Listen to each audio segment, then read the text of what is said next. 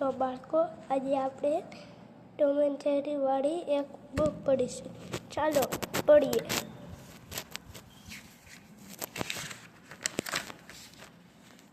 તમારે ગુજરાતી મૂળાક્ષર તમારે અહીંયા મૂળાક્ષર આપે છે તે લખવાના છે.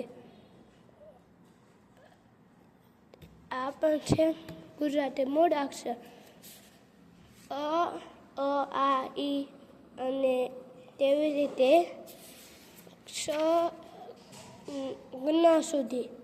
પછી આવી રહી છે ઇંગ્લિશ ABCD. તેમાંય તમારે પહેલી અને બીજી ABCD લખવાની છે. અને આ છે હિન્દી વર્ણમાલા. આ છે વર્ણમાલા અને આ છે સ્વર, આ છે વ્યંજન. તે પણ તમારે હિન્દીમાં લખવાના છે. હવે આ આવી જાય છે બારાક્ષરી. તેમાં તમારે ગુજરાતીમાં આપેલ છે અને ગુજરાતી અને હિન્દી અને ઇંગ્લિશમાં આપેલ છે. તેવી રીતે આ બે પત્તા કરવાના છે. ચલો આગળ જોઈએ. પછી આવી ગઈ છે 1 to 10 અંક 1 થી 10 અંક 110. તેવી રીતે તમારે હિન્દીમાં અને ઇંગ્લિશમાં અને ગુજરાતીમાં લખવાના છે. એમાં થોડાક ચિત્રો પણ આપેલ છે.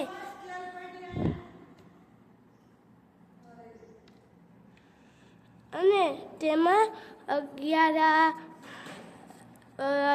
છે 11 to 50 સંખ્યા 1 થી 50 અંક 1 થી 150. એવી રીતે આવી ગયું છે. તેમાં તમારે ઇંગ્લિશના તમારે 50ના સ્પેલિંગ કેવી રીતે કરવા તે પણ આપેલ છે. અને ગુજરાતી અને હિન્દીમાં આપેલ છે. અને આ હે 51 to 100 સંખ્યા,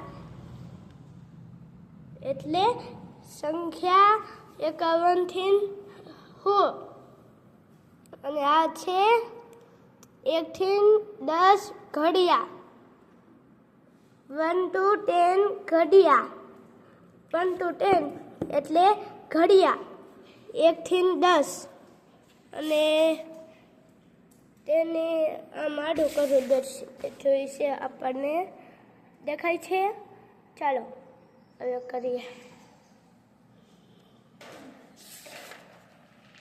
આ છે 11. તેને કહેવાય છે 11 ને 11 to 20 ઘડિયા, 1 થી 10 20, 1 થી 11 થી 20 સુધીના ઘડિયા. અને આમાં છે 21 to 30 એટલે ઘડિયા 1 થી 21 થી 30.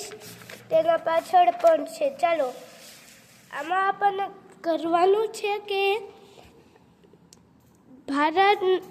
ભારતીય લખે શું નામ છે? ભારતીય ચલણ. તો તેમાં છે 1 રૂપિયાની નોટ અને 2 રૂપિયાની નોટ અને એક 5 રૂપિયાની નોટ.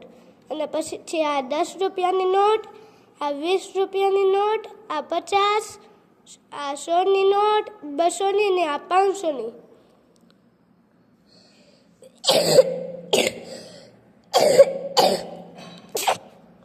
અત્યારે આમાં 2000ની પણ નોટ આવે પણ એ આપેલ નથી.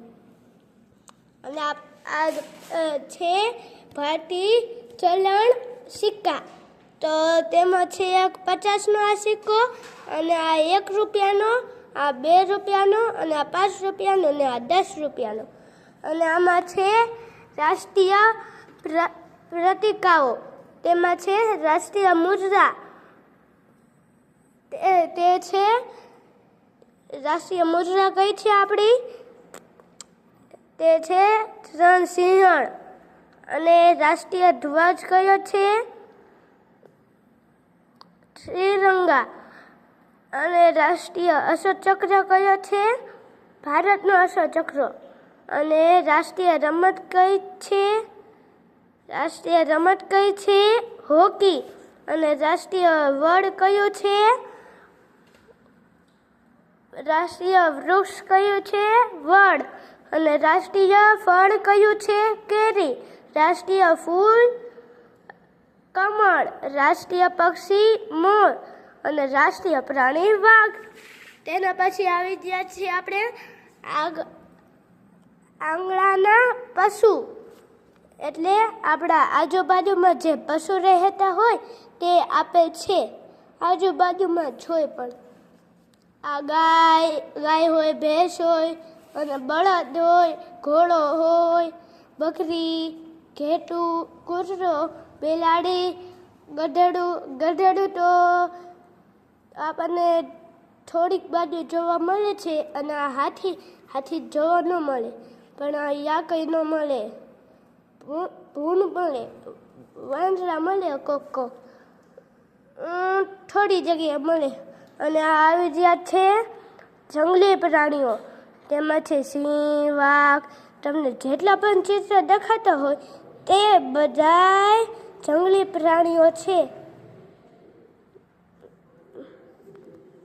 અને પછી આવી ગયા છે આ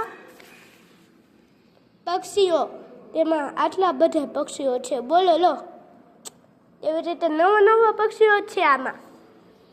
જો આ પેંગ્વિન,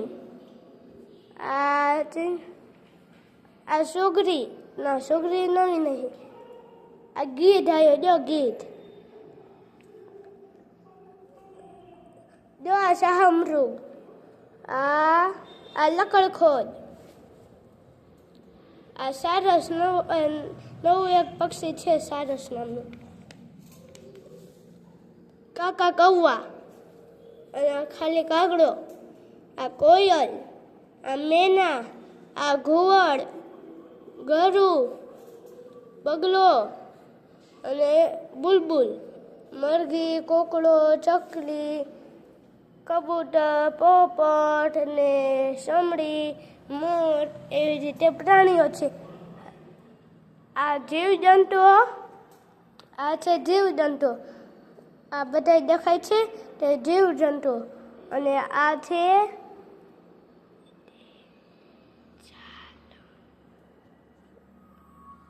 જો આ છે પેટે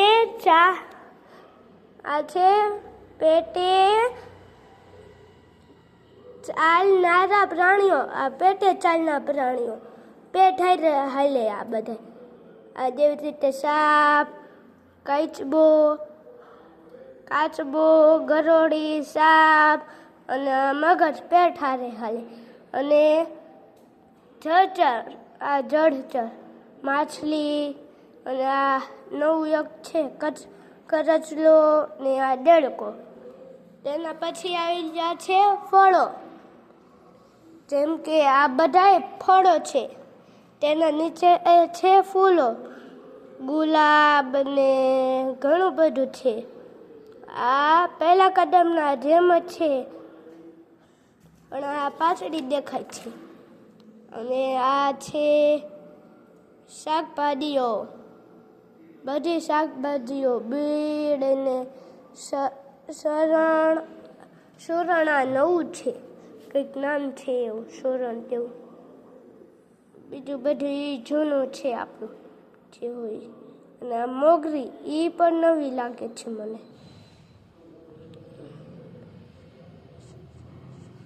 અને આ સરસવ ને પાપડી, એ તો આપણે પહેલેથી ન જોયું છે. અને આ ફણસી, એ બધી બૈરાને ખબર હોય, આપણને ન ખબર હોય. હવે આવી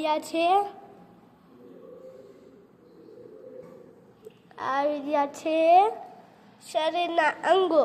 તેવી રીતે આ બધી શરીરના અંગો છે. ઇંગ્લિશમાં પણ આપેલ છે, ગુજરાતીમાં પણ આપેલ છે અને હિન્દીમાં પણ આપેલ છે. જોઈ લીજો આ બધાય અંગો કેવી રીતે કહેવાય. તો આ બધા અંગો છે ને તેના પછી ચાલો હવે વિડીયો થઈ ગયો છે ખતમ. હવે મળશે બીજા બ્લોગમાં. ચાલો બાય બાય.